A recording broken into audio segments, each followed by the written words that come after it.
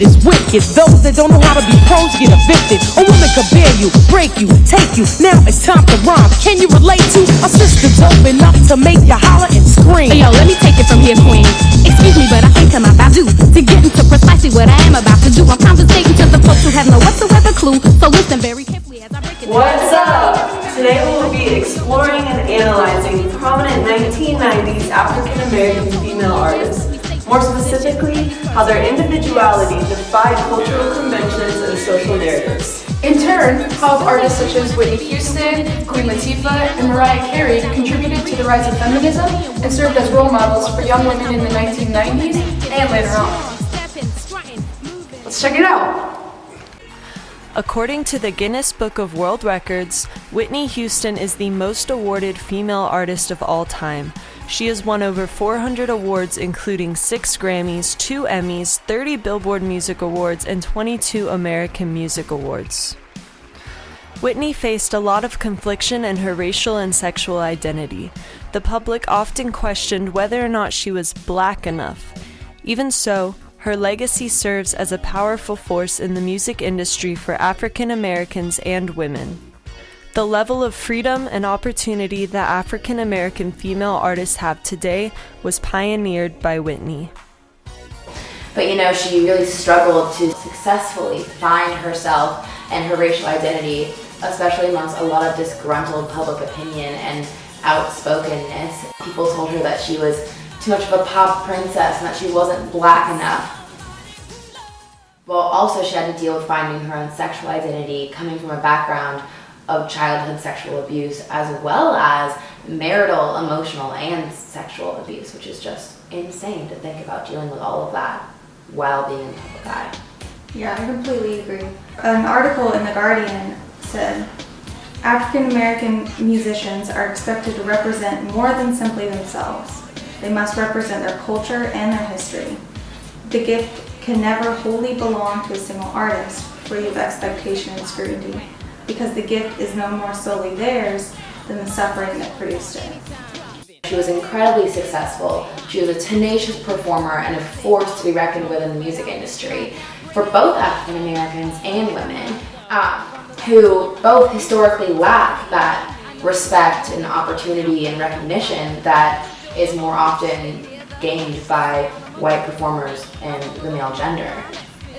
Yeah, so the level of freedom that African American female artists have today was pioneered and paid for by her. Her personal life is very much been out there for us to judge and exploit and explore. And I think that that's the part that saddens me about Whitney Houston. But on the flip side, you have people who have always come to her defense. I mean, right now, Whitney Houston is still being talked about in the media because her best friend has written a book. So a lot of the stories and a lot of the things that came out and the ways in which the media and many of the media's mongers were participating in, I guess you could say, the demise or the creation of many of these narratives about Whitney Houston. They are having to account for some of that through this book. So Whitney's still getting the last word. Alright, so what about Queen Latifah? Queen Latifah, she challenged the music industry and preconceived notions of black women in entertainment. She not only had to make a name for herself, but broke past the bubbles of the common pop star image that a lot of females had at the time. Her daring approach denounced gender stereotypes and empowered young women everywhere. She fearlessly engaged in multiple facets of the entertainment industry and did it in her own style, never settling. She once said, "The film business is a challenge to me. I want to be De Niro, I want to be Al Pacino and Foster and Hanks, but black." Female voices in rap music not only defied social narratives of women, but opened the gates for female rappers, including success stories like Cardi B and Nicki Minaj. She always has done it in a very regal way. She keeps people out of her personal business. Her sexual orientation is none of your business. And she has made that very clear. And I like that about her. She controls her own narratives, even when people try to control it for her. And that is specifically the consciousness of black women. Because black women have always had to struggle with who tells their story and how their narrative unfolds as a social narrative. Always. She is a phenomenal example of how to navigate those very troubled waters. Mariah Carey was labeled as one of the many pop princesses of the 90s. She pushed the envelope by embracing her blackness as a pop artist, and she helped change the negative social narratives that typically accompany being biracial. She influenced many biracial artists after her that struggled to find their identity in the music business. Although record labels branded her as a bubblegum pop artist, she always stayed true to who she was. She is believed to have a range of at least 5 octaves, and she has sold over 250,000 records every week during the 90s. Over the course of her career, she has been nominated for 34 Grammys and won 5. Even though her record label pushed her to be a pop princess, she still wanted the world to know that she was Afro-Venezuelan. Statistics show that Mariah sold over 250,000 records every week during the 90s. She opened the door for many biracial pop stars, such as Halsey and Kehlani, to proudly embrace their heritage. As the first ever female rap group, Salt and Peppa also broke down doors that were once closed to women in hip-hop. Aside from bringing hip-hop to new sonic levels, Cheryl James and Sandy Denton used the mic to convey important messages to young women. From safe sex to independence and self-respect, Salt and Peppa saw the urgency in empowering young women and used their voice to bring influence through their music. Women during that time become a prototype.